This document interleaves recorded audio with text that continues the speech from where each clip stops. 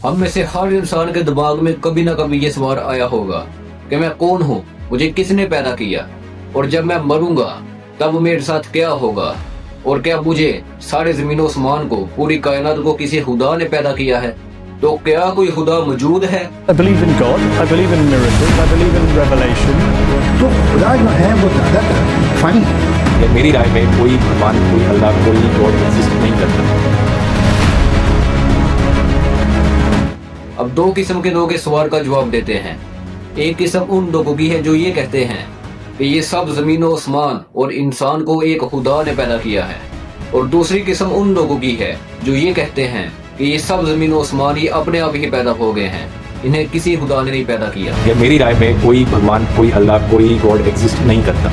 और जो लोग ये कहते हैं कि इस कायनात को किसी ने पैदा नहीं किया, वो कहते हैं कि by chance he big bang से ये यूनिवर्स बनी, और बाय चांस ही इस जमीन पर एक सेल बना, और उससे लाइफ आगे कंटिन्यू हुई, फिर एवोल्यूशन हुई, और फिर आहिस्ता आहिस्ता इंसान बन गए। ये सब कुछ बाय चांस से हुआ है और कोई खुदा इसे नहीं चला रहा। और कुछ ये कहते हैं कि हम खुदा को देख नहीं सकते, हम उसको साइंस के जरिए टेस्ट नहीं कर सकते, तो हम उस पर यकीन कैसे कर लें? अब जिन लोगों का ये दावा है कि सारी कायनात को एक खुदा ने बनाया है, वो इसके जवाब में ये कहते हैं कि ये सारी कायनात, जमीन और आसमान और इंसान ये अपने आप बन ही नहीं सकते। मिसाल के तौर पर जैसे हमारी जमीन सूरज के गिर्द चक्कर लगा रही है, अब अगर हमारी जमीन सूरज के थोड़ा सा भी करीब होती है तो इस जमीन पर इतनी ज्यादा गर्मी हो जाएगी कि यहाँ पर जिंदगी का सरवाइव करना बहुत ज्यादा मुश्किल हो जाएगा। और अगर हमारी जमीन सूरज से थोड़ा सा पीछे होती है तो फिर भी यहाँ पर जिंदगी का सरवाइव करना बहुत ज्यादा मुश्किल हो जाएगा, क्योंकि यहाँ पर फिर इतनी ज्यादा ठंड हो जाएगी कि यहाँ पर जिंदगी सरवाइव नहीं कर सकती। और उसके अलावा हमारी जमीन का साइज इतना परफेक्ट है कि अगर ये जमीन थोड़ी सी बड़ी होती तब भी यहाँ पर जिंदगी सरवाइव नहीं कर सकती, और अगर ये जमीन थोड़ी सी छोटी हो जाए तब भी जिंदगी का सरवाइव करना बहुत मुश्किल है। तो जमीन का साइज इतना परफेक्ट कैसे है? ये किसने इतना परफेक्ट रखा है? ये अपने आप तो नहीं ना हो सकता। जमीन और सूरज के दरमियान जो इतना परफेक्ट फासला है कि जमीन थोड़ा सा भी सूरज के करीब या थोड़ा सा उसके दूर नहीं है, तो ये किसने रखा है? कौन है जिसने इतनी परफेक्शन के साथ जमीन और सूरज का फासला नापा है? और सबसे बड़ी बात, इंसान खुद अपने आप पर गौर करे कि किसने इंसान की आंखें इधर रखी हैं, किसी इंसान की आंखें इधर क्यों नहीं है, उसके गले पर क्यों नहीं है? ये इंसान की आंखें इतनी परफेक्ट जगह पर किसने लगाई हैं? और जिस जगह पर हमारी आंखें हैं यही सबसे परफेक्ट जगह है, क्योंकि इससे ही हम सबसे अच्छा देख सकते हैं। ये किसने इतनी परफेक्शन के साथ इंसान के चेहरे को डिजाइन किया है? आखिर कोई ना कोई डिजाइनर तो है ना।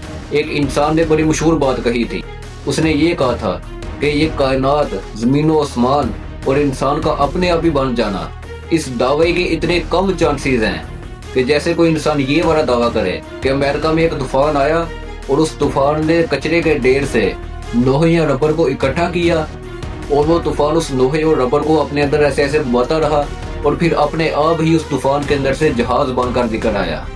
अब ये बात तो शायद कोई पागल इंसान भी नहीं मानेगा कि ऐसा भी हो सकता है।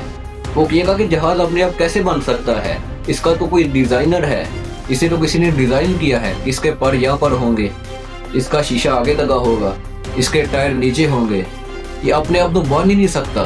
तो उस बंदे ने ये कहा था कि इंसान के भी अपने आप बन जाने के इतने ही चांसेस हैं जितने कि एक जहाज के अपने आप बन जाने के हैं। यानी अगर एक जहाज अपने आप नहीं बन सकता तो इंसान, जो कि इतनी कॉम्प्लेक्स मखलूक है, जो जहाज से कई गुना ज्यादा परफेक्ट है, ये अपने आप कैसे बन सकता है? तो जैसे ही उस बंदे ने ये बात की तो फिर जो बंदे खुदा को नहीं थे मानते, उन्होंने इस बात के जवाब में ये कहा कि तुम कहते हो कि एक जहाज अपने आप नहीं बन सकता, इस जहाज को किसी इंसान ने डिजाइन किया है फिर ये बना है, तो फिर जिसने इंसान को बनाया है वो तो इंसान से भी ज्यादा परफेक्ट है, तो फिर उसको भी किसी ने बनाया होगा। यानी कि जिस खुदा ने इंसान को बनाया है तो फिर उस खुदा का भी कोई बनाने वाला होगा। जो लोग खुदा के मानने वाले हैं वो इस बात का जवाब इस तरह से देते हैं कि अगर किसी खुदा ने हमारे खुदा को बनाया है तो फिर उसका भी कोई ना कोई बनाने वाला है, फिर उससे आगे भी कोई ना कोई बनाने वाला है, फिर उससे आगे भी कोई ना कोई बनाने वाला होगा, फिर उससे आगे भी कोई बनाने वाला होगा। तो इस तरह तो ये कभी रुक ही नहीं सकता। तो अगर ये ऐसे ही चलता रहा कि हमारे खुदा को किसी और खुदा ने बनाया है, फिर उस खुदा को भी किसी ने बनाया है, फिर उसको भी किसी ने बनाया है, تو پھر یہ کائنات بھی وجود میں نہ آتی, پھر انسانیت بھی کبھی وجود میں نہ آ سکتی. یعنی اس کا سیدھا سا یہ جواب ہے کہ ہمیں یہی ماننا ہوگا کہ اس کائنات کو ایک خدا نے بنایا ہے جس کا کوئی بنانے والا نہیں ہے. اب آپ کے دماغ میں بھی یہ سوال آ رہا ہوگا کہ ہم یہ کیوں مان لیں کہ اس کائنات کو ایک خدا نے بنایا ہے؟ آخر کیا وجہ ہے؟